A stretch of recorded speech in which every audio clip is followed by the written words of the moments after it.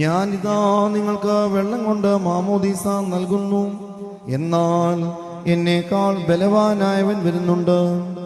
അവന്റെ ചെരുപ്പുകളുടെ വാറുകൾ ഒഴിപ്പാൻ പോലും ഞാൻ യോഗ്യനല്ല.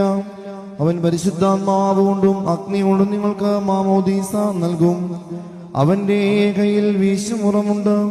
അവൻ തന്റെ കളകളെ വെടിപ്പാക്കി കോതമ്പമണികൾ അറകളിൽ ശേഖരിക്കുകയും പതിരകടാത്ത തീയിൽ ദഹിപ്പിക്കുകയും ചെയ്യും. അവൻ ജനങ്ങളോട് മറ്റു പല കാര്യങ്ങൾ ഉപദേശിക്കുകയും പ്രസംഗിക്കുകയും ചെയ്തു. ജനങ്ങളെല്ലാം മാമോദീസ ഏറ്റപ്പോൾ യേശുവും മാമോദീസ ഏൽക്കുകയുണ്ടായി.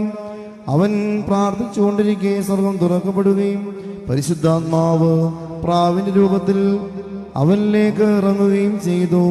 സ്വർഗത്തിൽ നിന്ന് നീ എന്റെ പ്രിയപുത്രനാകുന്നു, നിന്നിൽ ഞാൻ പ്രസാദിച്ചിരിക്കുന്നുവെന്ന് പറയുന്ന ഒരു ശബ്ദവും ഉണ്ടായി. നിങ്ങൾക്കെല്ലാവർക്കും സംപ്രീതി ഉണ്ടായിരിക്കട്ടെ.